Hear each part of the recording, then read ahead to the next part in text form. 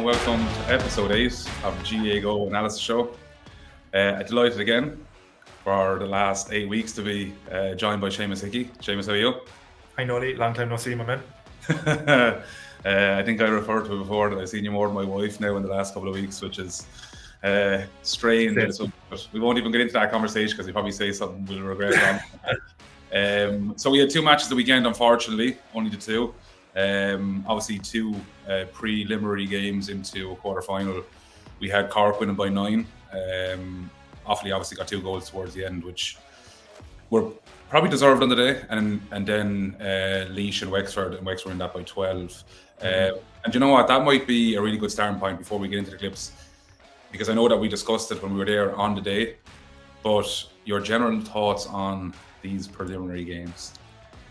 Yeah, so listen, the preliminary competition and been part of the conversations at the beginning of this, so the Joe McDonough and getting feedback from players was, when it was a secondary competition, players still wanted to feel like they had, that they were part of the big show. So we are now officially in the Lee McCarthy, and the Laois and Offaly teams, the finalists and Joe McDonough, got to participate in that. So for me, that is what was wanted at the beginning of this. It hasn't been reviewed since, in terms of I'd say in terms of the actual participation of Joe McDonough in the Lee McCarthy, but it's probably due. So we need to actually get the players, we need to get the actual counties around the table and say, listen, what is this? What is this giving to us? To me, it was it was good to be in Offaly at the weekend because of the season that it is for Offaly and how good they're doing. And isn't it great to give them a platform to again show more the good stuff that they're doing? And I think it was good news. It was all good stuff from Offaly, I would say, because and the end result was fair in terms of they gave it all they had, but they were just a bit short. So yeah, overall, do these games need to happen? A review probably needs to happen. Yeah, it's funny because we were there well in advance of the game, and we got the opportunity to speak to a couple of Offaly lads who won't name them for obvious reasons, and a couple of backroom staff, and it probably wasn't something that they were overly keen on because their focus was primarily on winning Joe McDonough, and that's completely understandable. There was a few Offaly players that voices didn't come back at that stage, so that's kind of a sign of where they were at. And listen, that's completely understandable. And even for Laois, it's probably harder for Laois because Offaly had won. So they're probably, enjoying. Whereas for Laois, if you lose Joe McDonough final and you have to go out and play Wexford then a couple of days later, that's a very, very difficult one. Yeah, so you're not going to win the Lee McCarthy competition. It's a scalp is the best you can hope for, and Laois did that. We were saying to Dublin, how many years ago was it? Was it 5, 6 years ago? Wasn't it? So there's a scalp at stake, but that's it. It's pride, and for me, either after losing a final, you want to go away and recover. After winning a final, you want to go away and celebrate. Yeah, I don't know. So that's a nice way of putting it. And it's probably worth mentioning as well that there was no cameras at the Wexford-Laois match, so we can't show any clips. So before people get up in arms about the lack of coverage, that's a decision should be reviewed as well. So if the game was on, why wasn't it actually covered? So yeah, for me, then this all factors into probably what will inevitably happen, and these games won't continue. We might hold that point because there's probably I won't get into what's the alternative because we could be here for the next. Are we going into competitions review already? Are we like football? We won't do it here because it'll defeat the purpose of the show. But what we might do is we'll talk about the structure. So we're going to start on Cork Spine. I'm going to talk a little bit about it and maybe some little concerns. You're then going to follow up by looking at some of the Cork prep.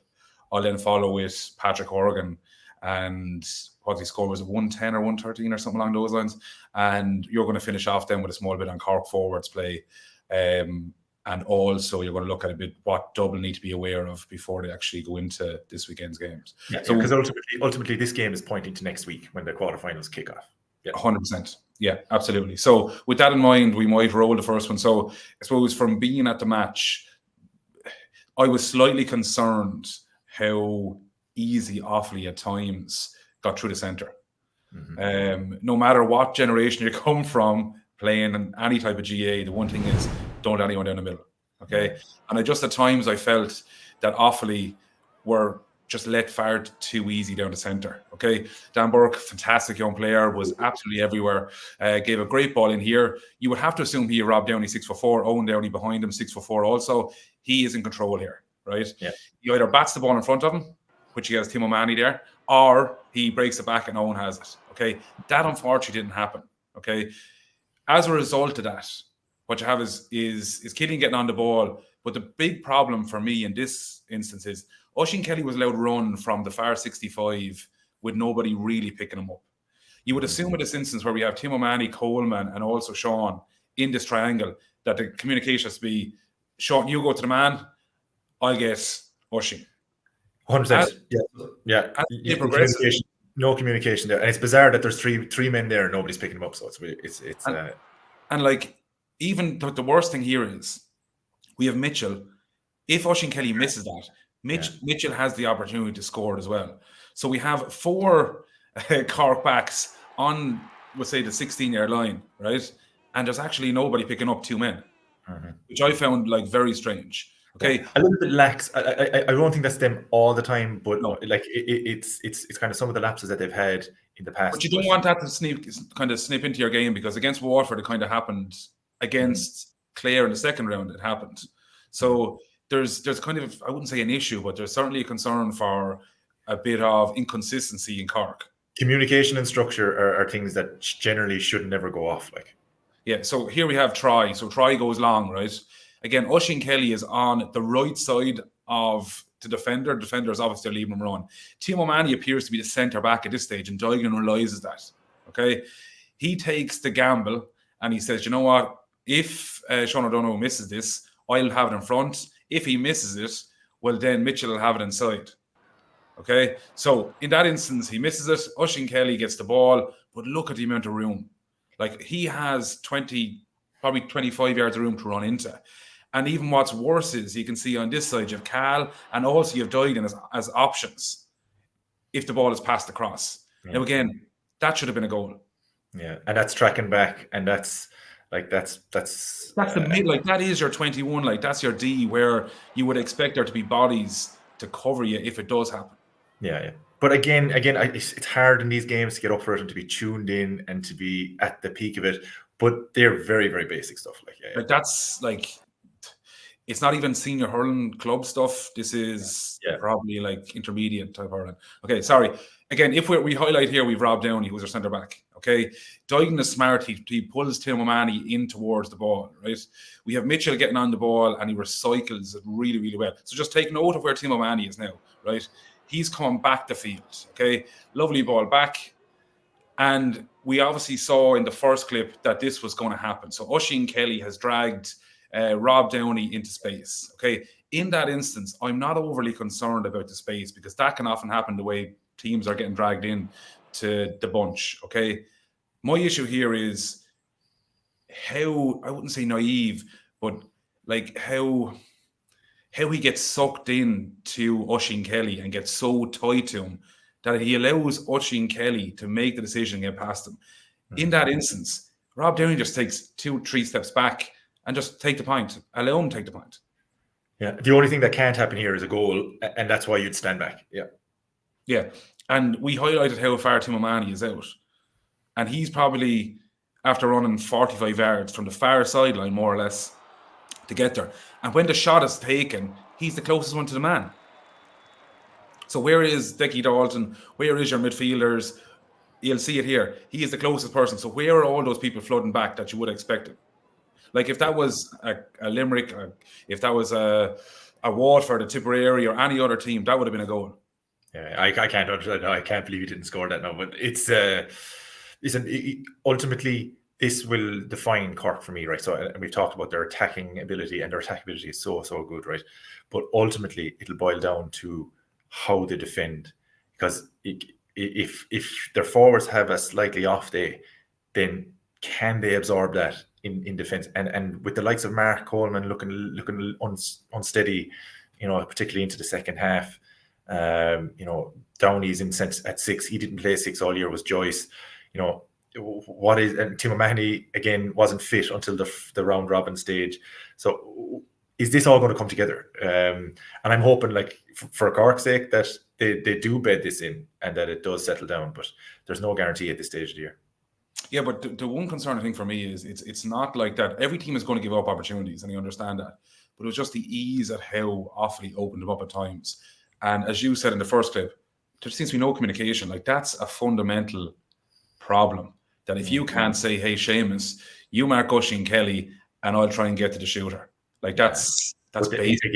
Again, when you're talking about so like Mark Coleman didn't play at the start of the year, Tim Mahoney didn't play at the start of the year, Downey was in a different position. It's only with reps and games together that you actually get the communication down, because there's no way that Sean O'Donoghue should have had to make the run out in the clip where Oisin Kelly was through. So like he shouldn't have had to make the run. He should have been communicated that the halfbacks had that, because you just don't want to leave yourself vulnerable. But ultimately, and I want to just explicitly say this, Offaly tested them well because of the way they play. I know that the scoreline was, Cork were going to win by X number of points, but Offaly genuinely have a very, very nice setup, structure, and we'll look at it actually in a minute. So like their defensive setup and everything, it is very attractive how they're playing. Again, I think in physicality and pace, they'll have to improve those over the next 2-3 years to be really competitive in Leinster. But there's a lot to like about how they're hurling at the moment, and just the way they're going about it. But also you have to admire like the young kids that came onto that team, like that are 19, 20 years of age, and how they performed like 5 days after they won the under-20 final to go play a Joe McDonald final, and then the week after then to go play a preliminary quarterfinal. Like, that is fair testament to those young players like that. Really shut up. Like, I thought Dan Burke was fantastic. I thought Cathal King on Hoggy was very good. I know Hoggy scored like 110 or whatever. I thought he was really, really good. Like, I think Shirley wing back, I think he's only is Shirley 19 years of age? Yeah, so he's exactly. So the number of players who are like, even Adam Screen didn't play, but he's under 20 again next year. Yeah. So you're talking about that minor team, that under 17 team was 2 years ago. So they're still under 19. So they still have players coming there. So that means they're born in like 2004/5. Let's not do that to ourselves. That means that Hoggy made his debut 2008. Yes, right. He did. They were still nappies, quite literally, by the time that he was starting. They were late in nappies if they were still in nappies. I was joking. But listen, for me, again, when we're talking about the vulnerabilities at the back for Cork, that's going to be a factor later in Liam McCarthy. Okay, I guarantee you we'll be looking at that after the quarterfinals. Okay, how did they do there? Now, the other thing what I thought was, this was very obvious a prep game for Cork for next week, and there was a couple of things that they tried that I was interested in, and particularly on the puckouts. So if we actually take a look here on their own puckouts, bear in mind now what Dublin left Kilkenny do. Right, so Tim O'Mahony got the ball in his own 21 because Offaly sat off him, okay, because they withdrew a player, and Patrick Collins said, okay, that's fine, give it to Tim. Declan Dalton is out here actually in the bottom left, you can see the yellow helmet, but Connolly is running into the red square. He's moving to space. Hoggy is the white circle. He's after moving out of that space for Connolly to run into, and they're going to do this, right? They're going to do this against Dublin as well. And so Connolly collects. Numbers were there. If he actually doesn't spill that ball, he was probably a guaranteed score. This is the exact puck out. I mean, within minutes, same space. Connolly goes out, grabs, turns to go. Really, really good job by Burke here in fullback. I thought he was really, really good. Then on the flip side, so attacking, they're going to say, if you're going to stand off us, we're going to take short puck outs and we're going to launch them into the area that we want. But if the flip side of that was what Kilkenny did to Dublin on Dublin's puck out in the Leinster final was high press up on them, give them no short puck out, which is the exact opposite of what Dublin did, right? And put massive pressure on them when they get it. So because of that, Offaly were forced long again and again and again at the weekend, and Cork were trusting their half-back line to dominate. And so you would hear actually in the next clip is actually even more obvious what they do. So Troy is looking up the field here, and he pucks it. We're going to pause it here. 8 Cork players inside the 65. In the modern game, you'll never see that. So you're talking about both midfielders as well as the 6 forwards are inside the 65. That is a very, very high press. And there's issues with that, okay? So if they're going to do it, and I've highlighted here, They weren't set up when Ben Conneely received this from Troy. Lovely run out the field, and because Cork were sticking to their men, nobody went to him to challenge him. And when the midfielders are out of midfield, that's the space that Owen Cahill had. So if you're going to do your high press, it means you have to get set up quick, because if you don't get set up quick, you're vulnerable. And I'm very curious to see how that goes against Dublin at the weekend. And it's quite the opposite what Dublin done against literally the opposite. So like Dublin left one fella inside the 45 and allowed Kilkenny on him. Mm-hmm. So that'll be an interesting battle to see how they work the puckouts. Yeah, because Cork didn't do that in the Munster Championship. So this to me was a clear signal, right? Okay, so this is something we're actually going to prepare for. And because Kilkenny had success, Dublin's own puckout didn't work very well. Whatever about the opposition puckouts, so they didn't do well on opposition puckouts, but their own puckout was under all sorts of pressure because of the Dublin press as well. So it's interesting to see Cork do that. But the thing is, when you try something new and you introduce a new aspect of your whatever set piece it is, whether it's puckouts, whether it's sidelines, whether it's whatever it is, you basically you have to understand that when you get it wrong, things can happen too. So it leaves a lot of space at the other end. But he's again, like Cork had 3 weeks to prepare themselves for the game. Mm-hmm. I'm assuming like that, and they didn't show everything. They didn't show everything they trained for. Absolutely not. But it's interesting that they showed those two things. Yeah, big time. And it's funny because against Limerick, one thing that we were admiring about him was the ability to overload on Dermot Burns. So obviously they're working on puckouts. And in fairness to him, it's been very fruitful for him. The one thing I would say is they did really miss Seamus Harney for winning puckouts. I thought the Offaly back line dominated. Yeah, had Dan Burke come back and win a lot of like secondary ball or getting on a lot of ball. But Harnedy is such an important player for Cork's half forward. Because Lehane played extremely well, but it's not winning primary position, it's on breaks. Yeah. And it's getting on ball. Conor was so good. I watched it back a couple of times. He was huge so number of possessions, yeah. But he was so good at breaking the opposition puckouts. So his positioning for the Offaly puckouts, I think he kind of stopped 2 or 3 in the first half alone, was really, really impressive. I got on breaks from his own half back line. Yeah. Perfect. Yeah. He only scored 1 point, but he was certainly very good. Yeah. He was certainly really good. We might move on and talk a bit about Patrick Horgan. So I think he's got 10 points off TJ Reid at the minute, but he definitely he was 23 behind at the weekend. He scored 13. Yeah. So he was. So he's put himself in the position anyway. But the one thing I would say about Patrick Horgan is like that. Like he started back in 2008, and year on year he appears to be getting better. I read in the paper there not so long ago that apparently his GPS is showing that he's getting faster with age. So we're obviously doing something very, very wrong. Train smarter, not harder. Yeah. But I just thought he was fantastic, and I have a couple of nice clips here that will show it. I suppose we were up and close and personal for many years, marking him and trying to stop and get on the ball. But I just thought he was fantastic the other day. So I love this. Right, he actually caught it in the opposite hand. Right, which is such a hard thing to do. Right, but he had obviously a bit of pressure. He was trying to hold off Shirley, right? But what he done here was he actually held the hurley over, so he swapped it over in play, which is such a hard thing to do in normal time with no one on you, but he could do it, right? Coleman then gets on the ball, right? And he looks up. In that instance, from watching it, Horgan didn't actually make the move yet. So he actually taps on the hurley, and then he looks again, and Horgan has made the move, right? Mm-hmm. So Coleman then has the option to hit it across field because he knows that there's separation between Cahill King and Horgan, okay? If people will say Cahill King there is on the 21-yard line on the D. How did he get that much separation? The reality is a lot of these forwards make 2 and 3 moves in advance before they actually make the move to get the ball. So we can see there's a bit of separation there, but it's not just that he made a run and Cahill King wasn't watching. There was 2 or 3 runs in advance of that, and Horgan more or less went on the outside of Cahill King's back, so Cahill King couldn't see him, and then made the run. So that's where he got the separation. And it's the connection then between pressure in midfield to disrupt the ball, because if Mark Poland was forced to hit that quick, that run doesn't materialise. No.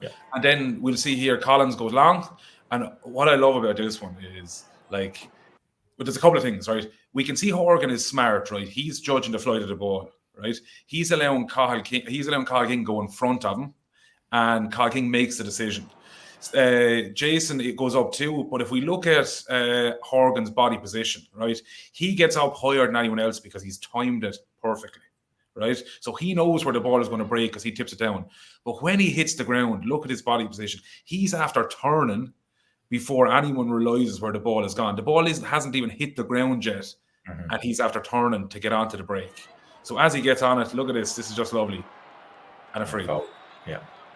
Now, it's very hard there for Jason because he's going back the way trying to get the ball. So it's a hard thing to do. Yeah. Probably Cathal King, when he gets a bit older, will play the man and allow the keeper get the ball. But again, they're small changes. He's 20 years of age. That was the first thing I thought of in that play was basically a bit more experience than those. You don't have two boys up, like and you play it through. Yeah. Exactly. But look, he's 20 years of age. He's a couple of years ahead of him to build that kind of experience. Sorry, we'll move on. So ball is played, right? We can see here that Cork retain possession. Rob Downey gets the ball, right? He looks up. Okay, Horgan is making the move. So he's doing those couple of pre-runs before he makes the run to get on the ball. Rob Downey realizes that he's actually not after making the exact move yet, gives it to Decky Dalton. Decky Dalton's after seeing the move. Look at the separation. People will say that that's nothing. It's a lot. It's a lot. Right? Just 2 meters, Exactly, right? When the ball comes in, this is what I really like. So he makes moves, he stops, right? So he knows that he has the time to stop because he's made the separation. He also wants to feel Cathal King coming up behind him and basically either getting a hit on him, so he knows where he is. Look at his turn. So he knows now that King is up behind his back. He wants to spin him because he knows that King is going to, after coming in already, after hitting him, so he knows he can take the ball around. Here we go, around him. 1, 2, 3 Offaly fellas around him and a free in. So he was smart enough to know the spatial awareness that he has made that separation. And then the minute he felt Cathal King coming, he knew that he could actually spin him. 100%. Again, this is lovely play, right? Breaks the ball back. We have Barrett here on the ball looking up. He can give it to whoever he wants. Joyce is an option there, but he sees that Hoggy has made a move into the right-hand corner, okay? There's one thing that I really like about this is the movement of Hoggy, right? He's in front here, right? Hoggy knows now, because he can see it out of the corner of his eye, that Cathal King is actually trying to get in front of him, even though he's not in a position to get in front. Hoggy actually checks his run. That's right, I saw it, Angle. So rather than run at that angle, he slows and goes across the way, which means by the time that he actually comes to the ball, he's nearly running directly towards it, and it takes Cathal King out of the ball. Yeah. So he stops, changes his angle, so he cuts off the ball. And it's funny, yeah. Sometimes when you feel like the defender is kind of trying to nip in front of you, again, so this is playing forwards now at club level, right? Sometimes the temptation then is to try and shield and almost let him in front of you and let the ball through. But really, then the good cornerbacks, they don't let that happen. They cut it out. And then that's where you got, like, so Ben Keneally did a really good job on Alan Connolly actually later on. But that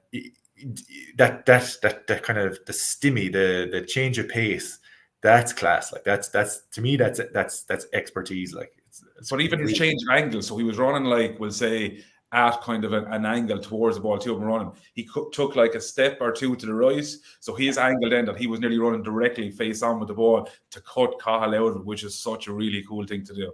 Sorry, we'll keep running because we could talk about that all day. Here we see it, okay? Questions, probably some people would say it's a free. Ball is played here to Darragh Fitzgibbon. This is a lovely turn, right? He takes out half the field into Patrick Horgan. Horgan is in front here, right? Again, he's watching the flight of the ball. He's saying that this ball is actually not going to come like too far, so I'll actually hold me run. He allows Cathal King again to get in front. The key thing here is look at Horgan's leg. Horgan's leg is actually shielding King from getting the ball, but also he allows King to make the decision first. So King makes a decision. Horgan puts his hand over the other hand, so he can't get the Hurley to the ball, and then he's turned and he's gone. Okay, in fairness to Hayes was really, really good in this because he knew this was happening. Gets into position. We can see now that King on the bottom with the black helmet, he's actually going towards Hayes, right? Because he wants to get to the man, right? Ben has to go towards him to engage him because it's still a shooting opportunity. Horgan still says, you know what, I'm actually making the run here to get into space. And Jason here, who's the closest to Horgan, thinks that Hayes is going to shoot, he actually kind of slows down and he goes, oh my God. Yeah. And then Horgan just finishes. We'll actually see it at a better angle in a second when the thing flows. But Horgan's finish here is just incredible. So as the ball plays, that's like that. He didn't even hit the ball. He literally just flicked it up and hit it off the hurley. So ball off the hurley. That's a Donal O'Grady coaching point. So I love the catch, love the use of the body. When he's physically stronger than a cornerback, he really uses it. And that finish is just, it's gorgeous. It's textbook. So that is Cork coaching. Like, it is that finish. You'll see Cork players do it more than anybody else.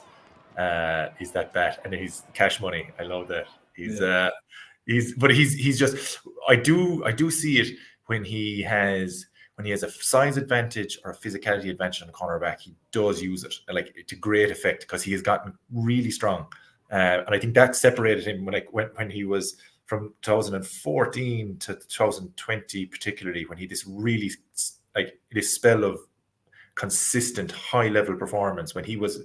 Ultimately, he was carrying Cork. He was.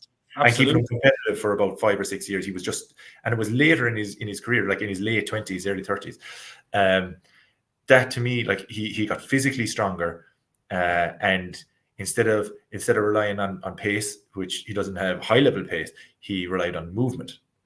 And movement was the facial awareness is so good, like he knows where the defender is. A lot of the time, like he allows the defender make the decision first, and then he nearly counteracts the decision then that forward or the back has made in favor of him. Like that ball where it was coming in, he allowed King get in front of him, literally played his hand, caught it, and he was gone. Like that's textbook stuff. Yeah, and like the unselfishness now inside that full forward line is actually bringing out the best in all of them because Hayes is shining now. He's grown. Like I think he's one of the probably most improved players in the Cork team. Hoggy then like that give and go that doesn't happen unless there's a good rapport, there's trust, and there's a belief that we'll all get our chance. And it's funny because Alan Connolly was poor, like for his standards. I thought he was quite poor. But in fairness, relatively. I thought Hayes is like his hands, like, oh my God. Like the ball comes, it doesn't matter if it's below his knee, he can like snap the ball and he's gone. Yeah. I know, to be fair, that is a large part of the physical difference between the two teams was their full back line outside of Ben Keneally, or not even actually, sorry, it was Cathal King who was under pressure, but then even their halfbacks. With Shirley, like at 19, they were physically overmatched at times, and for Brian Hayes' goal, he literally walked past them. But when I'm talking about the Cork full forward line now, I took a look earlier at what Cork are doing to prepare for Dublin. I took a look then at what Dublin can do to prepare for Cork, and particularly their full forward line, because Offaly did some really good things in closing down space. The Cork goals all came from Offaly mistakes, not Offaly setup, right? So we'll actually take a look here. Here we have like the movement to Cork. I'm just going to highlight like the danger that's there again. So Shane Barrett broke halfback line and he started running. But as soon as Shane Barrett was looking like he was in on goal, Connolly, and you'll see Hayes and Hoggy do it later, they get out of the centre because the centre is the danger area. And if you want a man running into a space, that's where you want him. So Connolly gets out of that lovely angle run and he forces his man go to Barrett so that Barrett passes it to me, or leave Barrett run, and he's going to finish. Jason Sampson was the covering player, and like that was off what Offaly tried to do all day. He just got his timing wrong here. He left too much time and too much space. He just barely loses out. But you can actually see where he does it better later on in the day. So when Cork actually managed to play it in here, and there was a lot of physical challenges out around the middle of the field, because I think that's another thing that Offaly did well. Here we've got Connolly picking up the ball, right? But the key man for me is Sampson, the closest one to the bottom of the screen there with the black helmet, number 8 for Offaly midfield. He is going to the D, right? So he's learned from the Barrett goal earlier. Like he's closing off that space. Dan Burke came back from centre forward. I don't know if Donal Burke's going to do that for Dublin to come back that deep, but Dan Burke did a super job at 11, coming way back the field. And this is an example from the second half now when Downey works the ball out and finds Hayes this time, right? So again, right, the space is going to be there because the Cork forwards are good, right? They're going to create that space. And as soon as Hayes gets the ball, Hoggy vacates the centre, Connolly vacates the centre, and we lovely lane. But again, right, this is what Offaly did well. And if I'm Dublin, I'm looking at this, right? You have to have a dedicated person covering back. And it's not playing a sweeper, because Offaly didn't play a sweeper. They played a man covering back. And so Sampson covers back. This is glorious movement, right, from the Cork forwards. So Hayes gives a ball to Hoggy after Hoggy's man is drawn. So King goes. But Connolly, this lovely ghosting move in behind his man. Hoggy, first touch, and Sampson is the one that cuts it out. If that cover and run doesn't happen, that's a guaranteed goal, and I'm waxing lyrical about how good the Cork forwards are. But if I'm Dublin, it is you set up knowing the danger of the Cork forwards, knowing that movement is there, but you have to have a covering player. And it doesn't necessarily have to be a sweeper, because the sweeper can be, you can, there's ways, particularly if your sweeper is static, and we've looked at ways that you can counteract a sweeper system in the last couple of weeks. But if you've got a player who's just dedicated, and we did it at times with Limerick, was there, you just go to the D. As soon as the ball broke the half back line, there was midfield, absolutely beeline for the D, and then the half hour then covered the midfielder's man in a tracking run. So I'm sure if I'm Dublin, I'm going to do that, and it's part of the reason I think Cork are going to find it hard to replicate the success they had with direct running that they had against Clare and Tipperary, or Limerick against Tipperary.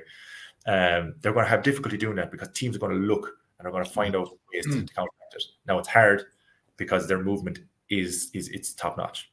The one thing I would say is like that the Cork forward line, the full forward line, they're making a move, but it's a meaningful move. Like they're not moving to get out of the way. They're moving. There's a point. Another opportunity. Like so, they're not moving, and they're moving to the far like 21 just to get out of the way so he can run in the middle. They're actually making a move so they can actually pull the back out with him. And if the back doesn't go, they're on for the goal opportunity themselves. And to me, it's obvious this is coordinated. So this is trained. It's like when a player's running, get out of the middle. Because I've seen it again and again in the games that they've played, and it's particularly since the start of the round robin. The Clare game, they tried it as well, and they had success, but just didn't defend as well.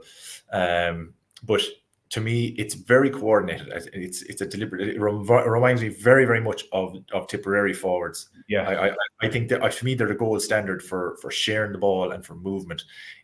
From 2015 to 2020, I thought they were just amazing. When Seamus Callan, Noel McGrath, Bubbles, they refused to take an easy point when a good pass could unlock a goal, and that's to me is what that Cork forward movement reminds me of.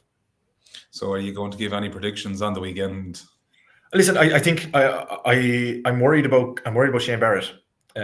He got hurt at the weekend. Nobody's talking about it. So he went off holding his left shoulder. It happened in the first minute of the game when he fell out over the sideline. So I'm concerned. And if I'll be honest, if Barrett isn't singing, they're a different team attacking wise. So it'll be interesting. And Dublin, there has to be a kick in Dublin. They did show good stuff in the Leinster Championship. The traditional wisdom, I was going to say that Cork will beat Dublin and in whatever. But if Barrett is hurt, and Dublin actually get at some of the weaknesses they have, particularly in the half back line and full back line, well then that's not a guarantee. On the other side, Wexford and Clare, it's hard to call. Wexford, they're better than they were last year, and they're struggling with consistency though. Less so since because against Kilkenny in the last round of the round robin, they played well. It wasn't that they failed to perform against Kilkenny. It's just that it was a tight game and they lost a tight game in Nolan Park. They're definitely a lot more tactical as well. Like in that game, they seemed to know what game plan they were working off. Everybody. I would think the inconsistency is less of a worry for me at this stage of the year. It was at the beginning when they conceded 2 goals to Dublin and went up to Corrigan Park and lost. But I think they'll bring it to Clare. But I just think Clare are a better team. And that's the bottom line. So I'd expect Clare to come through. I would expect Cork to go through, but there's a big if for me. There's always kind of like a twist at this time of the year, like where there's kind of a bit of a shock, not a shock, but a bit of a like, Genie, how did that happen? Yeah. So I'm looking forward to it. I think the Clare Wexford game will be a cracking game. I think, and Cork Dublin game could go a couple of ways. Cool. Cool. So I think we'll finish up there, Seamus. So thanks very much as usual. We're looking forward to discussing some of the material from these matches next week.